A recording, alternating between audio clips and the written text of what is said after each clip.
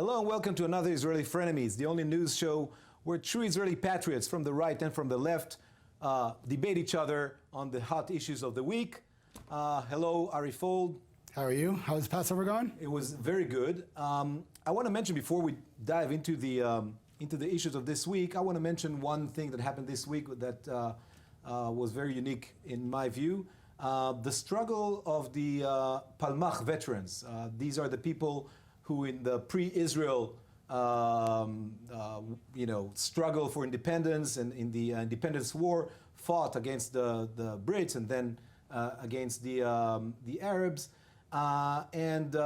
They struggled to refrain from having the area in Jerusalem where they fought to be named after former Minister and General Rehavam Ze'evi, who was also from their unit, but he never fought in that area. And also, he's known to be first the person who introduced, I think, racist views into the Israeli political system by talking about transfer of the Israeli-Palestinian citizens, and also lately was accused for sexual harassment during his term in the military. Those veterans in their late 80s, 90s fought and won and showed how a good political struggle can be done. With all due respect, he was involved in Jerusalem. He's in the famous picture of them coming through the walls of Jerusalem. But that's in 67, not in 48. Right, but not about 48. But again, a small group of the Palmachnikim. I understand. It's a small group, political statement. It's fine. It's too bad he's not here to defend themselves, because when he was alive, none of those people came against him. He never fought there. And by the way, he wasn't the first one to introduce transfer. That was the Israeli government to the Jews. All right, let's move on. Good point, good point. Okay, so let's start with the first issue of this week. Someone as despicable as Hitler, who didn't even sink to using chemical weapons. I made a mistake. There's no other way. I mean, there's no other way to say it. I got into a topic that I shouldn't have, and I screwed up.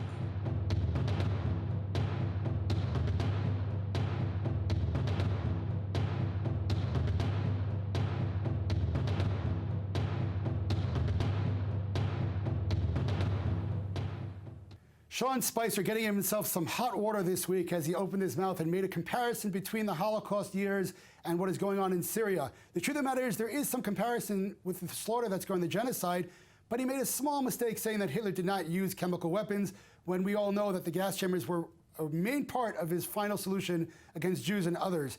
I don't think we're going to have too much of an argument here this week. I mean, it was a stupid statement, and he's trying to get out of it now by apologizing. I think he's very sincere with his apology.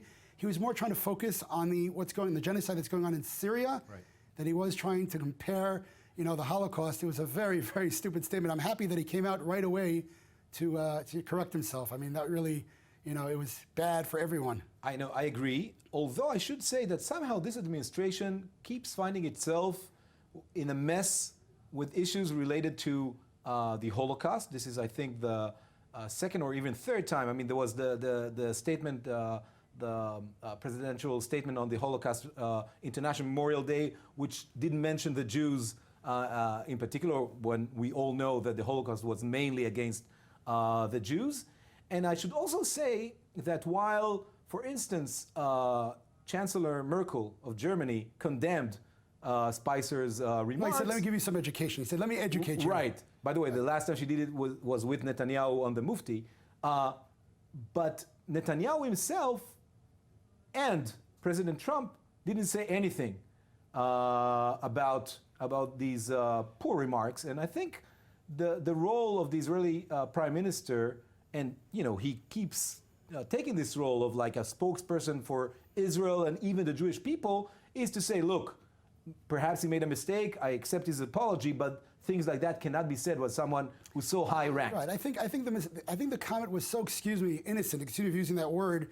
It was really an ignorant mistake. I feel bad for the guy. I really do, because he apologized. He realized the gravity of his mistake, and it was really just an ignorant, uneducated comment, which he took back. I don't think Netanyahu really has to get involved in that unless he meant it in some way, even form or even small percent of way, which I don't think either of us believe that he meant in terms of Hitler not using gas. But I hear your point. I don't really think it's important to go on this. I think that the Holocaust has been used in many times on much lesser issues. In other words, Syria is really murdering genocide people. No, definitely. So I think he was more trying to put the heat on Assad than make No, any comment about for that. sure, for sure. I don't even think he should be fired. The truth of the matter is, I think if anything, he maybe should be fired for being uneducated, but not Right. for not for making this Right. silly statement. I completely agree. By the way, maybe it's a good time now because last week when we were here, the American strike against Syria didn't happen yet. So it's a good time in the show to say, to greet President Trump's decision on striking Syria. I think I think we agree about that. It's the right thing to do. It Was shouldn't the right have thing to stopped. do? That's the problem, though. The truth of the matter is, like I said, 600,000 people have been murdered and slaughtered. You're right, chemical weapons is horrible, but 100 people were killed in those chemical weapons. 600,000, Right. And unfortunately, I think that Trump is just flexing his muscles right now, showing here that, the sheriff is back. But if if Assad is not taken out, and the truth of the matter is, who will come in instead of him? There's no, that guy's better. We're talking about Al-Qaeda, we're talking about radical Islamic, movements, but Assad has to be taken out. He's literally, he's carrying out a genocide. He has to pay a price, and the price has to be his reign. It can't be any solution. And mind you, a week before the chemical weapons attack, the American administration said, we can live with Assad. I'm glad that it's changed. By the way, it also brought a tension between, I would say even a healthy tension between the U.S. and Russia. And Russia is defending this guy together with Iran. They actually vetoed the UN. Right. It's when diplomacy takes over morality. That's what's going on. Definitely, Here. it's even worse than that. And I think it's in that sense. In this show, I criticize and I keep and I still have a lot of criticism against the Trump administration. And I think Spicer is part of also of this. Not only is it sometimes it's ideologically faulted. It's also many times not how would I say it, not serious. And Spicer is a good example. But again, striking Syria after this crossing this line of chemical weapons, although we both agree that it's not right. Ago. It was a good sign and perhaps a hope, a starting point of. The question is what happens now. That's definitely. where we're going from here. What happens? Definitely. In terms of the statement, in terms of what Spicer said, again, there are people who actually mean those statements. This.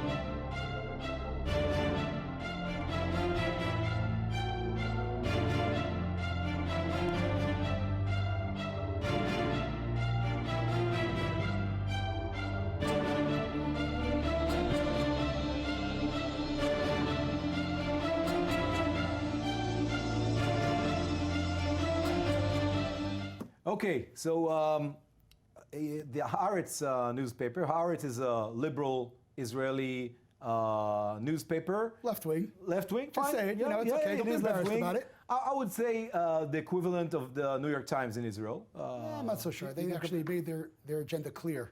But go ahead. Okay, Let's get to the meat I of think the, they even have some degree of cooperation. Haaretz columnist Yossi Klein wrote a column this morning accusing the Israeli national religious community for being a threat on Israel. On its nature. He said they're worse than Hezbollah. He said, you're right, he said that they're worse than Hezbollah because while Hezbollah can be dealt with militarily. Killed. I'm not sure you used the words killed, but I might be wrong. I didn't. We can kill Hezbollah. I only read it once. We can't kill the religious side. Okay. The result was, first of all, a wave of pointing the fingers towards Yossi Klein and the Haaretz newspaper. Even the Israeli Minister of Defense called upon Israelis to stop reading Haaretz. And you had Netanyahu, Minister Bennett, Minister Shaked, Minister Regev, of course, and Yair Lapid and others condemning Yossi Klein and Haaretz. Everyone except leftists. Bougie Herzog also condemned that. But you know what? I wanna say something about that, and I'm sure this is an issue we won't agree almost on anything. First of all, this lefty think that was a poor. A poor? A poor column. Hold on. A poor column? A poor column. Saying we can't kill the Jewish Zionists is a poor column? I think he chose bad words, and I think he doesn't know the Zionist religious community in Israel, because the Zionist religious community in Israel is a complex community. You have really bad phenomena there, like Yigal Levinstein, like Baruch Goldstein, like Yigal Amir. Yigal Amir was, excuse me, Yigal Amir was brought up in Herzliya. Don't do that. He's a religious Zionist. He didn't talk about settlers, by the way. And by the way, Klein didn't talk about settlers. Brought up in the ultra-Orthodox community, but that's besides the point. He didn't talk about settlers. Klein spoke about the Zionist religious community in Israel at large, and I think that's a mistake, because you have very good both people and projects and enterprises that derive from the religious Zionists in Israel. So I think, just to say that everybody is something like that. But what I found, and I'll be happy to discuss the column itself, but what I didn't like is that those hypocrites, Netanyahu, who keeps inciting all the time against Arabs, against the left, he accused, for instance, he said that ISIS are voting for the left in the Israeli. No, that's not what he said. He definitely said that. ISIS wasn't around in that. He said what he said was no, the Arabs. These elections. He showed a vehicle. No. He said what he said was that's another thing. You got to go out to vote. The Arabs are rushing to the polls, and what he was talking about was not the Arabs in his party or even the Arabs in the Labor Party. He's talking about the Arabs in the two Arab parties. First of all, that was another. But I'm not talking about that. He showed in his TV ads a vehicle of ISIS. And they're asked, where are you going? And they said, we're going to vote for, we're waiting for the winning of... You're misquoting the... Definitely happened. No. And you had Minister Shaked, who keeps inciting against lefty organizations in Israel. Like? And can you give an example? All the time. She passes laws against give me an example. The law against the Amutot, the law is not, the NGO law, the NGO law, the law against the nonprofit organizations means they have to publicize their source of income. I'll be happy to debate that. And by the way, perhaps next week. That's not racist, though. That's not against leftists. I don't think Klein was racist. He was. That wasn't against He was leftists. Generalizing, which is a mistake. It's not. National religious community in Israel is not on one race. When the minister says that nonprofit have to show their sources of income, that is not the same thing as calling religious Zionist worse than Hezbollah. I don't even say you can make that comparison. It's a threat on the nature of Israel, because he feels that they're worse than Hezbollah. Because they're promoting the occupation and the settlements. That's not what he said. He said they're worse than Hezbollah because we can destroy he elaborated. And kill. It's an op-ed. It's not only one sentence. But that's why the sentence was they're worse than Hezbollah because we can kill Hezbollah. Because that was the sentence. I'd love to have the op-ed here. Not kill, but eliminate or whatever. Okay, fine. Eliminate, terminate, whatever you want to say. The threat, because and I said it's a poor choosing of words. It's much worse than poor. It's horrible. If I would have said it about the Arabs, you would have been on your hind legs roaring. But what I'm saying is that it's very hypocritical to find one column that is not inciting, while you have Channel 20. So far you have not given me you have one Channel example. 20 that keeps really. Yes. Should I show you my Facebook now, feed? you mentioned what right-wingers are calling me all the time, saying I'm a traitor, saying I should go to Gaza. Why? Because as a patriot, I care for I'll this country. explain to you the difference. The minister, you first said the minister, no such law. I asked you for one example. You saw a whole channel. Channel 20 keeps inciting. Give me an example. Again, let's go to the feed of Channel 20. See what they write about people from my party. It's all the time. I don't have. So if you don't have the example, then it doesn't exist. They call us traitors. They call us moles. They call us in names. Okay. They say that we are agents of Listen, foreign with countries. all due respect, Uri, let's be straight on forward here, okay? The left-wing ideology, on its base, is violent. It wants it wants to uproot Jews from their homes and accepts the narratives of the Arabs. So when someone says, when someone says to you that you are together with the enemy, it's because you accept their narrative. Why do you accept the Arab narrative? I'm not accepting any narrative. It's not a question of narrative. Do you believe we took Palestine from the Arabs? I believe. Do you believe? Yeah, I believe that Then you since accept their narrative. 67. It was Jordan.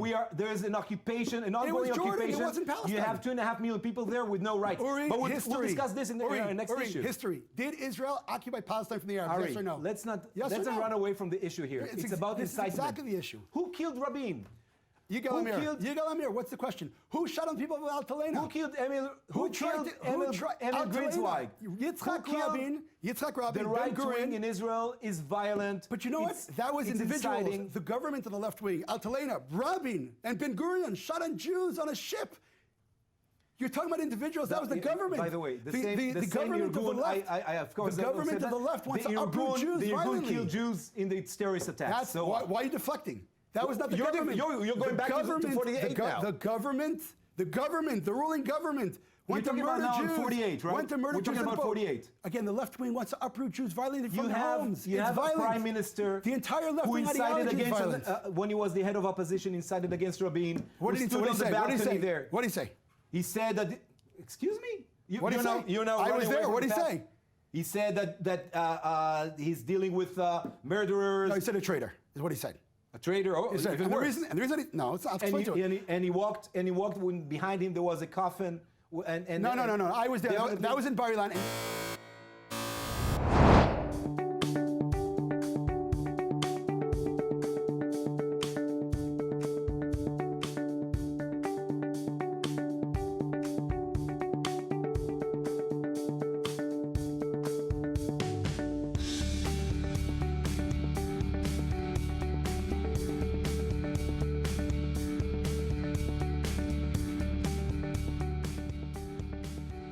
This year, we're going to be celebrating a very, very happy time. It's 50 years since Israel liberated Jerusalem, Judea, Samaria, and the Golan Heights.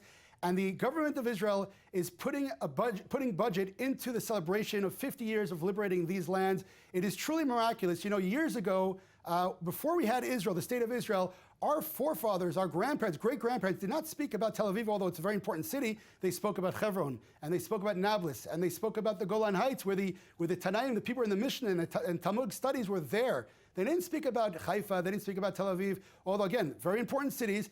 And this year, miraculously, biblically unbelievable, we are now going to be celebrating the liberation of these places where Jews have come home from all four corners of the earth. And it's truly, I feel blessed about this. I know that you don't, Uri, but it's truly an amazing, amazing miracle. Again, 2,000 years, we didn't cry over Tel Aviv. We cried over Jerusalem. We cried over Judea and Samaria and the Golan Heights. It's really beautiful that we're able to celebrate that now. And it's 50 years, amazing, amazing time. So first of all, before I dive into the issue itself, I think, you know, in Israel, this is the dividing line in Israel, the political dividing line, the attitude towards the occupied territories. I disagree. And I don't think it's a dividing line. I think it's. I think what we're doing here is a dividing line. It's a dividing line, and that's the political watershed, I would say, between right and left in Israel, whether it's occupied territories or liberated territories, and for the government to put public resources in celebrating something that is so divisive, I think, first of all, that's very, well, very let me bad. give you some numbers. $17 billion Hold on. $17 billion of debt have gone to the kibbutz movement. What have they given the country? What have they given to the country? I asked you that. The kibbutz movement? Yes. Founded this country, perhaps? No, that's not what I asked you. The kibbutz movement. The kibbutz movement founded this country. $17 billion But before we go to the kibbutzim, 17 billion, 10 billion shekels? What are you talking about? I think it's crazy, because in my mind, as an Israeli, as a left-wing Israeli. As a left-wing Israeli, and I the Jews bear should be that in with Judea and Samaria honor. or I bear Jerusalem. that with honor, an Israeli patriot who How can you be a fears patriot? We want to kick Jews out of Israel. who fears the future of this country, to celebrate the ongoing occupation of 2.5 million people. Jews the came back to biggest their homeland. existential threat where are you? on the state Your of Israel is the occupation. Your great-grandfather is a continuation of did the not- occupation. Uri, your great-grandfather did not talk about Tel Aviv. He spoke about Hebron. And I how respect could you Hebron call very much- how very could you much. call Jews coming back to Judea an occupation? I don't understand. Can I ask you a question? Zionism is about sovereignty. It's not about the Zionism land. is not about it's not about sovereignty. religion. Zionism is it's about about the- sovereignty. no, it's about the national movement. No, Zionism is and no. if the Uri, land is more important than the Uri, state, then we are Your doomed. definition is wrong. Zionism is the movement of Jews Excuse coming me? back. Yeah. Read Herzl. Read the Declaration Read of Herzl. Independence. Read Ben Gurion. Read it. The Declaration Does of Independence. it speak the about Jewish, Judea and Samaria? It talks of the land of Israel, not the state of Fine. Israel. I You just accept said that the it's land. of Israel. It doesn't say. It says the land of Israel, where the state of Israel was created on the land of Right. Israel. I'm asking you again. If Hebron, you think Jews, But it's occupied. Uri, You're Uri, not giving the people Uri, their rights. can And I if ask you a question? will, then Uri, it would stop question being for you. a Jewish Let me- state. all right, we occupied. Fine. Can I ask you a question? I'm You the have 2.5 million people with no national you're fabricating history. self-determination. We never occupied any of those areas from the Palestinians. What does it matter? So then don't say we did. We What never do you- did. No, did we ever occupy? Did we ever occupy Hebron from the Palestinians? There's an ongoing military occupation. Did we It ever? doesn't matter. Did we ever? It has no. So what? So don't fabricate history. I'm not fabricating. Did The we occupation ever? is ongoing. Did we It's ever? not the conquering Did we that ever matters. occupy that land from the Arabs? We keep occupying it because we're Uri, governing answer the question. 2.5 million Uri, people. give me the year. Not giving No, them no. their rights, and we're controlling them through our 2.5 million arms. people are under the PA, not under Israel #1, but that's not the Oh, point. come on. The PA PA. is a municipal union minus. Well, then you don't want They to don't give have them. Then you sovereignty. shouldn't want to They give don't them control the borders. They don't control. Then you shouldn't want to give them more power. But that's not the point. You're fabricating No. history. I think they should be a state. My question is the following: what year did Israel occupy any of those lands from the Palestinians? Give me the year. The Palestinian people. Give me the year. You're calling an occupation of the of West land. Bank When- live under Israeli military Uri, occupation you are deflecting the since question. June 67. No, incorrect. That I'm gonna ask you occupation again. Uri, is answer the- immoral. Uri, it's non-democratic and it's non-Jewish. All right, can I ask you a question again? Sure. What year did Israel occupy those areas from the Palestinians? It doesn't matter. Of course it does. It occupies the So say- Palestinians. So they didn't occupy the land then? What do you mean? Did they It occupy? com- it Did took- Jews it occupy took Jerusalem those- from the Palestinians? It took those areas which Do were the Palestinians have a national right? under Jordanian. Do the Palestinians have a national right? Of course they do. Based on what? Based on self-determination. They Based on are a what? people. So what? So give it back to the Jordanians then. I'm asking you a question. Don't deflect. Based on what? Do they So have a national right? what is your solution? 2.5 Whoa, million people. So first of all, I'm very happy that you're asking that 2.5 question. million people with no I'm rights. very happy you asked that question. Whenever when the leftists ask me, what's your solution? I understand perfectly well. They understand that their solution is null and void. Oh, no way. Okay? No way, the because you don't have a Uri, solution. The question is, Not a again, democratic one, at I least. don't need a solution. When You don't need a Let me solution. explain to you. When I go into the hospital and the doctors say, well, we'll just cut off arms because we don't have a solution. First, stop cutting off arms. Stop cutting off arms, and then we'll discuss the problem. You can't define don't the have a problem. solution. No. I'm going to say it again. You haven't defined What the is problem. your solution? What do you do with 2.5 I million will people again, with no rights? So I'll answer the question. All right, so it was a hot show, and I'm glad because That's what we're here for. That's what we're here for, exactly. And we, it is true that we don't agree on most of the issues, but we do agree on some. Every now and then something falls. Yeah. And I don't know, we hosted the Seder at our home this week for the first time.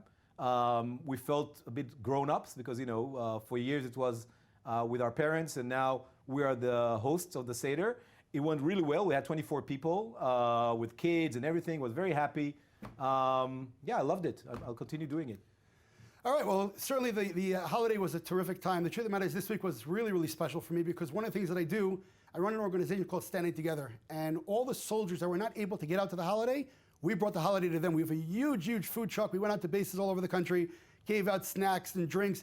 The truth of the matter is, although I've been in the Army for many years, that truly leaves me on a high every time I go. To see their smiles of the men and women of the IDF, when there are people from all around the world come to them, that leaves me always with a warm feeling. Truly does. So again, I want to say thank you for a terrific show, Uri. Really, always a pleasure. Yeah, same here, and we'll see all of you next week. Israeli Frenemies.